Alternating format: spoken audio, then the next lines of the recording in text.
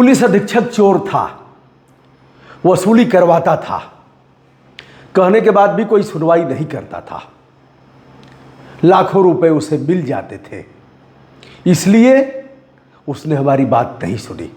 कुछ ऐसा ही कहना है पीयूष मोरडिया का, जो अपर पुलिस महानिदेशक हैं वाराणसी का। भले ही उन्होंने इसे घुमा फिरा करके कहा है, लेकिन मतलब तो यही है। दोस्तों, हमारे पास इस समय जागरण की कटिंग है जिसमें उन्होंने बातचीत किया है। यह पेज संख्या 4 है जागरण का, और पीयूष मोरडिया को आप देख रहे हैं, फोटो सहित इनके बयान छपे हैं। जागरण के पत्रकार ने प्रश्न किया है और इन्होंने उत्तर दिया है।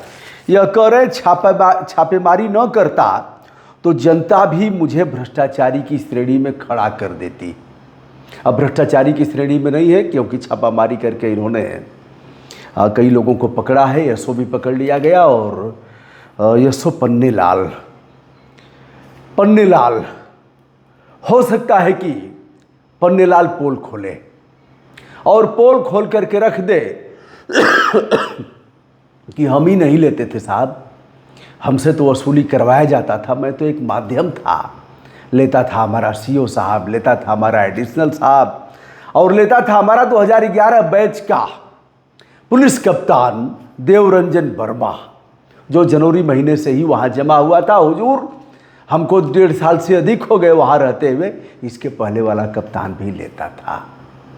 इसीलिए अभी तो हमारी उम्र ही कितनी हुई, हमें लगातार चार्ज दिए गए। इस मामले में मैं माहिर था, सबसे अधिक वसूली करने में हमें महारत हासिल थी, इसलिए हमें चार्ज दिया जाता रहा। यह गिरफ्तार हो गए हैं पन्नेलाल अपने घर से। बताया जाता है कि पुलिस वहाँ पहुँचती है गोरखपुर के गोला में और पन्नेलाल के बारे में पूछती है। परिवार अनभिज्ञता जताता है, दबाव बनाने पर परिवार बात करता है। पन्नेलाल का फ़ोन आता है अधिकारियों से, पन्नेलाल बात करते हैं और कहते हैं कि परिवार को परेशान मत करिए, मैं आ रहा हूँ, जो करना हो हमें करिए, बच्चों ने और हमारी बीबी ने क्या बिगाड़ा है। बहरहाल पन्नेलाल पहुँचते हैं और फिर पुलिस उन्हें गिरफ्तार करती है, लेकर के आती है आजमगढ़। शेष कार्यवाही की जा रही है, पन्नेलाल जेल आज चले जाएंगे। उन्हें 14 दिन की न्यायिक हिरासत में प्रथम दृष्टया जेल भेजा जाएगा। अब क्या पन्नेलाल चिल्ला चिल्ला करके बताएंगे कि जी हाँ पुलिस कप्तान। एक दरोगा के पास हम लोग गए, एक लड़के को पकड़ा था, लड़के ने 2-4 अपराध किया था, देखने में लड़का काफ़ी अच्छा था। दरोगा को तरस आ गई। कप्तान और भी धाराएं लादने के लिए कह रहा था। संभवतः उस दिन जीवन लीला समाप्त करने की बात भी हो रही थी। दरोगा चिल्ला चिल्ला करके कहने लगा, कहा, हे शंकर भगवान, हे दुर्गा माई, हम कुछ नहीं कर रहे हैं, सब कप्तानवा करा रहा है। यह मतलब मैं जो देखा हूँ, हमारे आँख के सामने की बात है, उसको कह रहा हूँ।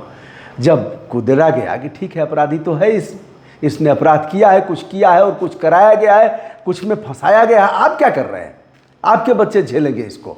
दरोगा भीतर तक डर गया, कहा, हे बजरंगबली, हमके क्षमा करिया, हम कुछ ना कैले हैं, कुल हमार कप्तनवा करावत है। अभी देखा हूँ। बहरहाल यदि पन्नेलाल यह बात कहते हैं कि देवरंजन वर्मा हमसे लेते थे महीने का इतना, और दरोगा इतना बेवकूफ़ नहीं होगा, जो भी स्टेशन अफसर होगा इतना तो उसके पास कुछ न कुछ होगा कि कैसे दे रहा हूँ, कैसे ले रहा हूँ, कितना कौन ले रहा है, कुछ न कुछ तो होगा ही उसके पास। तो क्या पन्नेलाल बताएंगे कि हमारे एएसपी दुर्गा प्रसाद तिवारी इतना लेते थे महीने का, और हमारे सीओ साहब शुभ सुचिता के आधार पर शुभ लाभ महीने का करते थे? क्या पन्नेलाल इसे बताएंगे? यदि बताएंगे तो पोल खुलेगा। मुझे लग रहा है पन्नेलाल को बताना भी चाहिए। अब पीयूष मोरडिया ने कहा, यदि हम छापा नहीं मारते तो हमारी विश्वसनीयता खतरे में होती और जनता मुझे भ्रष्टाचारी की श्रेणी में खड़ा कर देती। पीयूष मोरडिया साहब, भ्रष्टाचारी की श्रेणी में अब आप नहीं रहे, क्योंकि एक बड़ा कारनामा आपने कर दिया। पूछता है पत्रकार कि आपको क्या ज़रूरत पड़ गई जाने की, यह काम तो आप अपने पुलिस कप्तान और इन लोगों से भी करा सकते थे। उन्होंने कहा विश्वसनीयता का घोर संकट था, इसलिए हमको और डीआईजी को रेकी करनी पड़ी। हम लोगों ने इसका पता किया अपने ढंग से। आगे वह कह रहे हैं कि 17 लोग हम लोग थे। आगे और भी हम बताने जा रहे हैं और असली बिंदु पर मैं बात करने जा रहा हूं। कह रहे हैं कि 17 लोग थे, वसूली करने वालों की संख्या 40 से कम नहीं थी। यह काम जोखिम भरा था। ये डीजी साहब, ये आप तो कहेंगे हम लोग दो लोग लखेद करके पकड़ करके, आपके पुलिस विभाग ने ही प्रशस्ति पत्र दिया है और उनके पास हथियार था, फायर भी उन लोगों ने किया। हम तो 4 ही लोग थे और पकड़े थे 18 लोगों को। 4 लोग थे और रात में 48 बैल, अगल बगल गांव नहीं थे, दौड़ा करके पकड़ा गया और उन 18 लोगों को पकड़ा गया। साहब ऐसे ही है तो नैतिक बल है। वही बात आप भी कह रहे हैं, आपके पास सारे संसाधन थे, हमारे पास तो कुछ नहीं है। लेकिन हम जानते हैं कि चोरों के पास औकात नहीं होती, आत्मबल का घोर अभाव होता है, डर जाएंगे, हिम्मत नहीं, एक बार डांटने पर उनकी ऐसी की तैसी हो जाती है। तो अब पीयूष मोरडिया साहब हैं 1998 बैच के आईपीएस अफसर, अजमेर से हैं, और वैभव कृष्ण हैं 2010 के आईपीएस अफसर जो डीआईजी है आजमगढ़ के।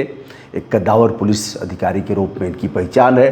5 पुलिस अधीक्षक लोगों के खिलाफ इन्होंने मोर्चा खोल दिया था और बताया था कि यह लोग कैसे कैसे थाना बेचते हैं और किन किन दलालों से इनके संबंध हैं। बहरहाल इसी भ्रष्टाचार उन्मूलन की कार्यवाही में नप गए, यही वैभव कृष्ण नप गए और इनका निलंबन हो गया। पत्र कहीं से लीक हो गया। पत्र लीक कैसे हुआ? अब आते हैं प्रशांत कुमार जी हैं, जिन्हें आप देख रहे हैं सिवान के हैं, राजेंद्र प्रसाद जी के गांव से, उधर से ही बताए जाते हैं। तो बड़े कद्दावर अफसर हैं। अभी इनकी उपराष्ट्रपति जी ने इनके मूंछों की प्रशंसा किया है, आपने इसे देखा भी होगा।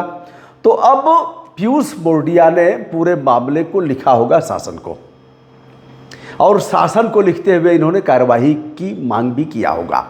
लेकिन 2011 बैच का आईपीएस अफसर देवरंजन वर्मा, जो अपने डीआईजी से मात्र 1 साल 1 बैच पीछे है, 1 आध साल में वह भी एसएसपी डीआईजी हो जाएगा, वो आईपीएस अफसर, लेकिन उसके ऊपर कुछ नहीं हुआ, प्रतीक्षा रद्द कर दिया गया, कहीं चार्ज दे दिया जाएगा।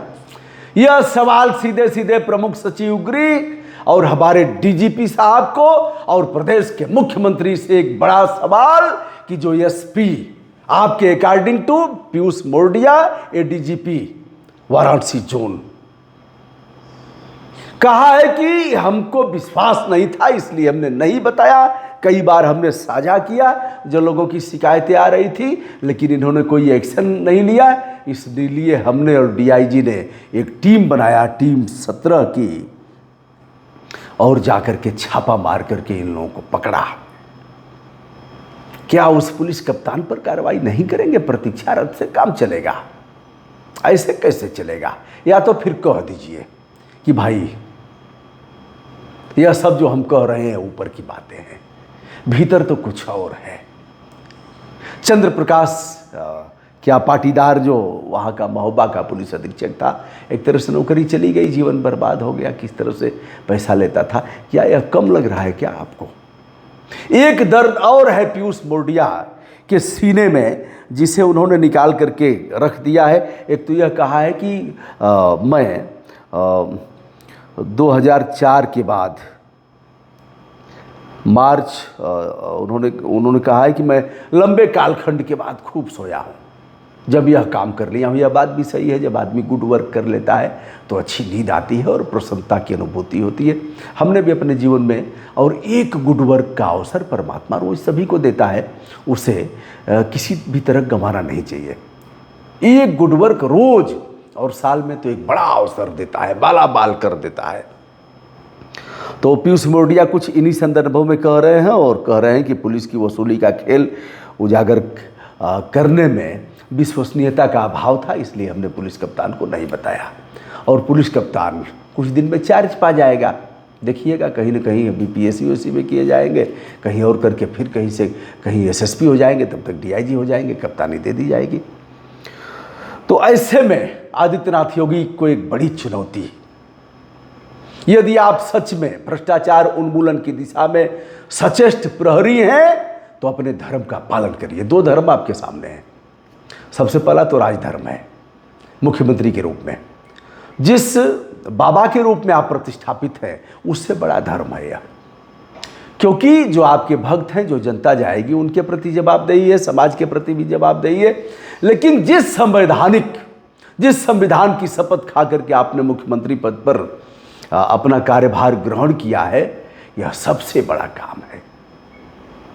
और क्या आप इसे पूरा करेंगे? ललकारना तो पड़ेगा ही। और यह नहीं है, अखिलेश यादव ने भी इस परिप्रेक्ष्य में कहा है, तो भैया वसूली तो उनके समय भी हो रही थी, आप किसी समय में कम।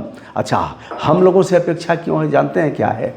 जैसे मामले बहुत आते हैं, अपनी सीमा उतनी ग्रहण करने की है नहीं, ग्रहण करेंगे तो क्रियान्वयन नहीं कर पाएंगे। तमाम मामले हैं, मैं बच रहा हूँ, कट रहा हूँ, क्या क्या करूँगा, कहाँ कहाँ से लोग बुला रहे हैं, अपनी सीमाएं हैं, अपने पास संसाधनों का अभाव है, हर जगह हम पहुँच नहीं सकते। हमें भी 5 घंटे नींद चाहिए कम से कम, वैसे तो 7 घंटे का मानक है, और संसाधन उस तरह के हैं नहीं। लेकिन अपेक्षा है लोगों की, मैं जिला पंचायत सदस्यता एक तरह से फेलोर कहा जाऊँगा, कारण कि एक क्षेत्र हमारा था, लेकिन आते थे मामले पूरे जनपद के आते थे, जौनपुर, आजमगढ़, मऊ, बलिया, बनारस और प्रदेश के कोने कोने से, देश से मामले आते थे। अब आप करेंगे क्या? हैं तो आप छोटे से जनप्रतिनिधि और चारों तरफ के मामले ग्रहण करेंगे तो आप अपने क्षेत्र में ध्यान नहीं दे पाएंगे, मरने जीने पर नहीं जा पाएंगे, दुख सुख में शामिल नहीं हो पाएंगे। हो सकता है कि बहुत से महत्वपूर्ण मामले आपसे छूट जाए, तो यह भी होता है। कुल मिलाकर के पीयूष मोरडिया साहब को एक बार फिर से यह अनुरोध, हमने मैसेज किया था, इन्होंने देखा भी होगा, लेकिन अब यह है कि पीयूष मोरडिया साहब, वो हरा और नीला तो आप लोगों में होगा नहीं होगा। कोई मैसेज भेजेगा तो सारे अधिकारियों ने उस पर लगा रखा है कि आपको पता नहीं लगेगा कि आपका मैसेज रीड हुआ कि नहीं हुआ। अगर ईमानदारी है तो यह काम भी कर दीजिए, हमारा वीडियो आप तक पहुंचेगा, यह काम भी कर दीजिए। और आपके पास हैंड्स है, अगर लोगों की सूचनाएं जा रही हैं तो इतना पता हो कि हमने देख लिया और एक लाइन का भेजिए। आपके पास पीआरओ हैं, तमाम लोग हैं, ऐसे नहीं करेंगे क्या? ऐसे करना पड़ेगा। तो दोस्तों, और फिर आप एक पत्र लिखिए, अगर नहीं लिखे होंगे, लिखे भी होंगे हम कोई, लेकिन हमें इस तरह का अनुरोध करने का अधिकार है, हम अनाधिकार ऐसा नहीं कर रहे हैं, हमें सुझाव देने का भी अधिकार है, और यह हमारी फंडामेंटल ड्यूटी भी है जिसका पालन हम कर रहे हैं। तो पत्र आप जरूर लिखिए, आज नहीं तो कल किसी न किसी के हाथ में वह पत्र लगेगा और उस पर एक्शन होगा। कोई न कोई विधानसभा सदस्य उस मामले को उठाएगा, यह मामला लोकसभा में उठेगा, और नहीं तो आरटीआई लगा करके मेरे जैसे लोग मांगेंगे, कहेंगे कि मोरडिया साहब वो पत्रवा दीजिए जो आपने लिखा पढ़ी किया है। तो दोस्तों, मैं हूं ब्रजभूषण दुबे। पुलिस कप्तान देवरंजन वर्मा पर कितना एक्शन होगा, बलिया के पुराने पुलिस कप्तान पर कितना एक्शन होगा, और जो लोग भी इस लूट में शामिल रहे हैं उनके ऊपर क्या होगा, शासन कौन सी कार्रवाई करेगा, और पन्नेलाल जो 1.5-2 साल से वहां जमे हुए थे, गिरफ्तारी उनकी हो गई है, क्या पन्नेलाल ऐसे अपने रिश्वतखोर अधिकारियों के नाम को बताएंगे और उन पर कार्रवाई होगी? यह तो समय की बात है, अतीत के गर्भ में है, लेकिन कुछ न कुछ तो होगा ही। मैं हूं ब्रजभूषण दुबे, संपूर्ण आदर के साथ हमारा प्रणाम स्वीकार करें।